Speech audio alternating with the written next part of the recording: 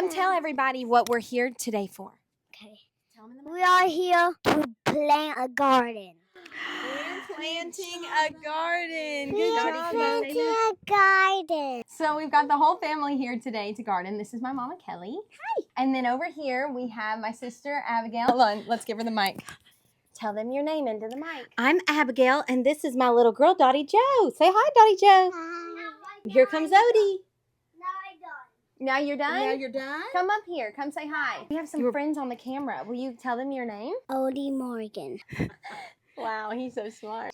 She thinks this is a candy bar. Microphone. She thinks it's a candy bar. So this is our garden this year. You can see it right there. Chris is out there tilling, and my dad is out there as well. And I'm working so hard. Oh my goodness.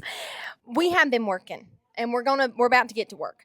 But we have 6 rows this year and then a couple raised beds. Next year, I think we're going to do away with the raised beds. My biggest piece of advice, if you are looking to start a garden this year, if you have dirt to plant in your dirt.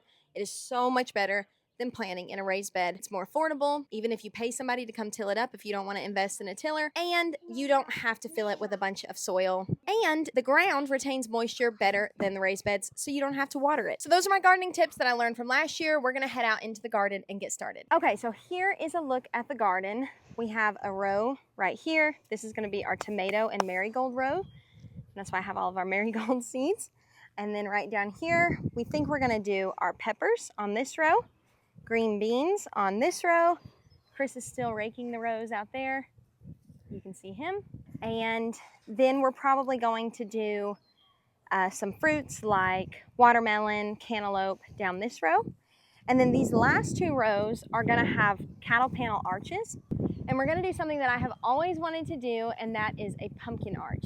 We're gonna grow our pumpkins in an arch on these last 2 rows in the garden. So my tomatoes, we started, gosh, maybe 6 to 8 weeks ago inside. And they are out here getting acclimated to the weather.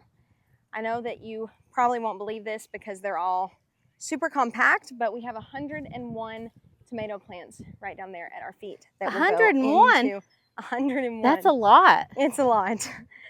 So those will go on to this row right here in the garden. Our tomato plants haven't had time to acclimate to the outdoors, so that's why they're going to sit over there for a couple more days, and I'm sure we'll bring you along for when we get those in the dirt. We already have the stakes for our tomatoes in the ground, so that's good.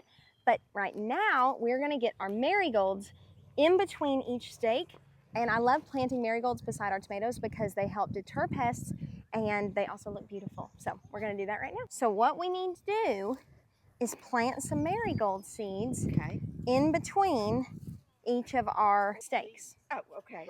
So, Like how many would you?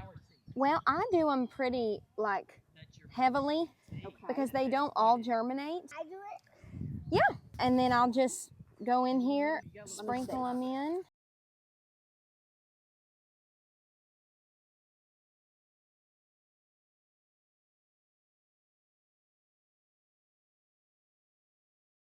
Marigold seeds are some of the easiest seeds to save. If you ever buy marigolds at the store one time, you never have to buy seeds ever again. Once the plant dies, you can pull off just that dead top, the dried up top of the flower. And if you pull the stems out of the little casing that they're in, it's just full of seeds. So we were able to save seeds from marigolds that we planted. And even if you don't want to buy already bloomed marigolds at the store, you can always just buy the seeds at like Walmart. That was what we did the first year, and they were only 50 cents. And that has turned into more marigold seeds than we could ever plant in our life. And another thing I love about them, you don't have to water them, you don't have to worry about them. They just grow and they're super hardy. They live out here in this main garden and they only get watered when the Lord sends the rain. Other than that, we don't even worry about them. So you don't like water your veggies? No, we don't ever water our vegetables.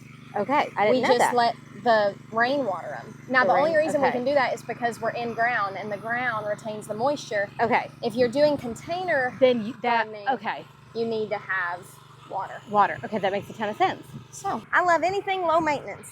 Yeah, amen. All right, so we got our row of marigolds in, and like I just said, we don't water our garden, but we will water these seeds in so that they'll germinate. Our rows are about 75 feet. I think we have new neighbors. Hold on. The zucchini. Okay, Dottie Joe just told you that on this row right here, we're gonna plant some zucchini. Will you hold the mic for me? Yeah. Okay, hold it up to my mouth so I can tell him what we got. Thank you, baby. Okay, so we have this new variety that I'm really excited to grow. It's Italian striped zucchini. And so I just thought it was pretty and striped. And then last year, we planted just these plain zucchinis. Will you put the mic over by me? Thank you, baby. And we're going to plant some more of those. So we're going to get all of these into our third row. Our peppers still aren't ready to go into our second row. So we're just kind of planting all around right now. So we're going to line up with this right here. And I'm going to give you the seed. See that little seed? You're going to put that right there, okay? And now we're going to cover it up. Can you cover it up? Good job, baby. That's so good. Now, we're going to come down this row. Can I get some? Yep, you can get some more.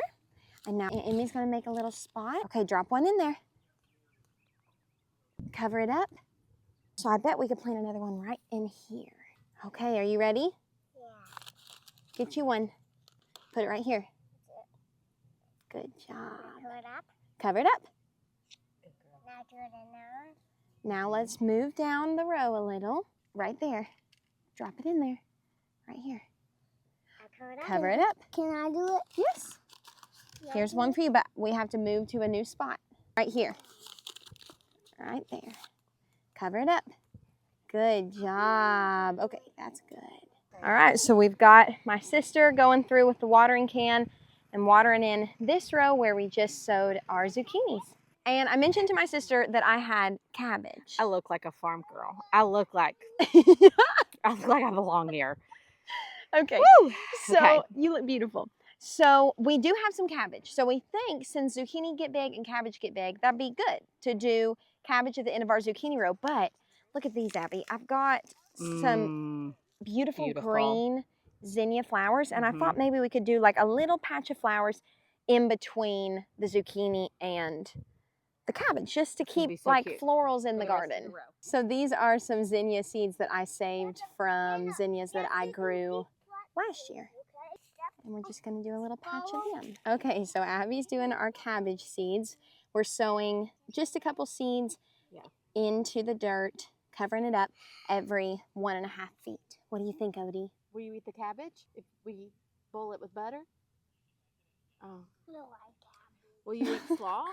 I don't like full vegetables. You don't like vegetables? Okay, hello. So our family has all left. And we were able to get 2 rows kind of planted.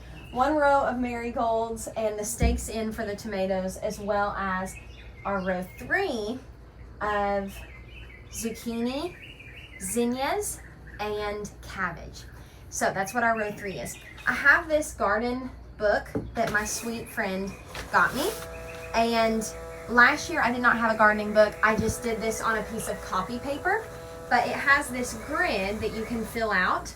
And what I'm gonna do is basically draw in our 6 rows of our garden. So I'm just gonna draw 6 rows in the middle of this grid. Nothing fancy, just looks like that. And I want this to line up if I were to hold it up like this looking at the garden. So even though this is the first row on the page, this is the first row that lines up with what we have on the garden. So in that first row, I'm gonna write tomatoes plus marigolds. Then I'm gonna skip over to the third row and I'm gonna do zucchini plus zinnia plus cabbage plus zinnia. And it looks something like this. What I'm thinking right now is we'll put our peppers on this second row right here, and then I think on this third row I want to do green beans. These last 2 rows will kind of be joined together because we're going to do our arches, and we won't get to that in today's video. That'll have to be part 2. It'll be the next video that we do of getting our garden planted out. But I know for tonight we're going to at least get our green beans in the ground. So I'm going to go ahead and write green beans right there.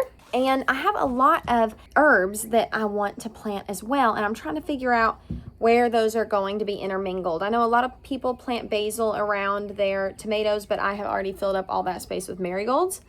It probably would have been smart to maybe do like marigolds in between a set and then basil in between a set and then marigolds in between a set and then basil.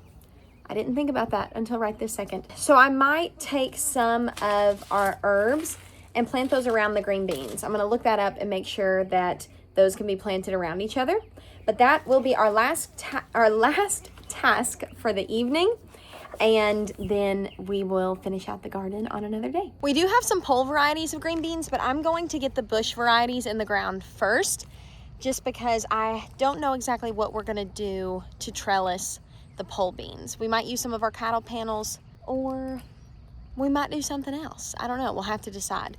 But for right now, we're just gonna get these bush beans in the ground. Now we'll have to water all this in really, really well tonight, but Chris has already got our other 2 rows that we've planted watered in, so this will be the last thing to do.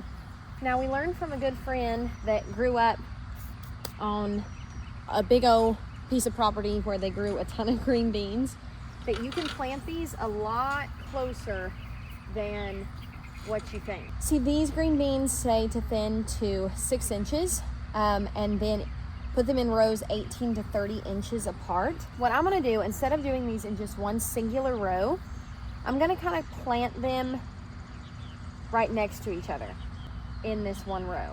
So we'll do one right there, and just drop them in. And I'm just gonna plant them pretty tightly. We eat a ton of green beans, and I want to grow a ton of green beans because it is the only vegetable that Chris will eat. So we're just gonna heavily sow these in here. It absolutely amazes me every single time I put seeds in the ground, how much bang you get for your buck when you start your plants from seed. These are 2 packets. I think one might be from Walmart and one might be from Tractor Supply, but they all sell the same thing.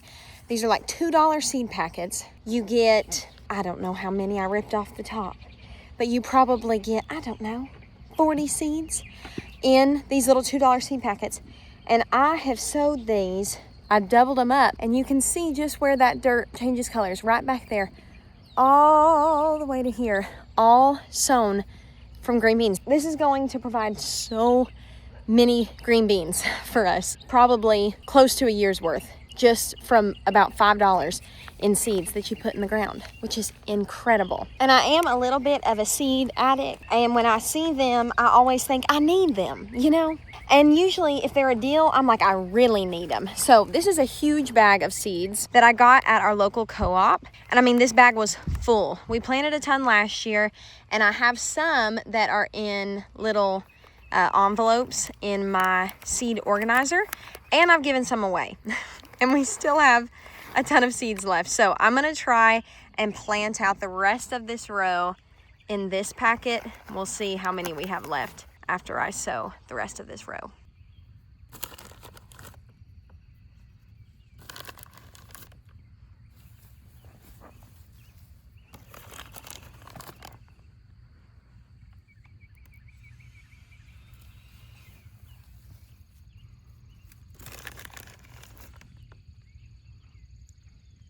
All right, I got down to the end and we still have all of these seeds left. So what I'll probably do is a second succession of green beans this fall, and I will plant these to get rid of those. We still have pole varieties, and we have a variety that a sweet friend gave me called greasy beans.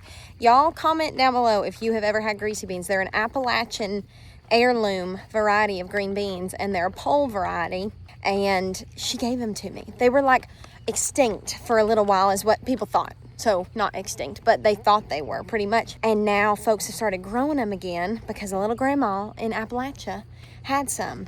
Started saving the seeds and sharing them with folks. So she brought me some. So I want to get those in the ground this year too. So we'll have to wait and find a spot for those. But for now, what I've got to do is go back through here and bury all of these seeds and then water them in. Okay, if y'all are our family and you have followed us for a while, you know that this is no surprise that I literally sat up on the porch and said, I think I'll plant my herbs with my green beans. And then I came out here and I just planted green beans. I literally just follow my heart when I'm in the garden. I can make all the plans I want, but when I get out here and I start putting seeds in, that's when I really make up my mind. So here is this row right here, all watered in, an entire row of green beans. That should be more than enough. And Chris is working on another project, and this is how we will finish out the night. And I'll figure out the herbs later on. Sorry, you see our whole setup right now with our camera and everything. But he has tilled up a row right here along the fence because I had this vision of lining our fence with wildflowers. I think that it will be absolutely beautiful, and I've never tried chaos gardening before where you just like throw this stuff out, water it in, and see what happens. And so that's what we're gonna do. And this was so affordable on Amazon. I think it was like $7 for this huge packet of seeds, and it covers up to 1,000 square feet. It's 25,000 seeds. So we're gonna get these in, and then we will be done with today's garden project. All right, we're running out of daylight, but our final step is to rake those seeds in to make sure they make contact with the soil, and then give them a real good water. I have got all of these other wildflower seeds that I had that we mixed in with that bag, and I'm so excited to see what this project ends up looking like when it's in full bloom. This is just the beginning of getting started on 2025's garden, and we are so thankful that you are here on the journey with us. If you have any questions at all, leave them down below and we'll do our best to get back to you ASAP. We love y'all, and we appreciate you spending time out of your busy schedule with us here at the Sasser house. We'll see you on the next one. Bye.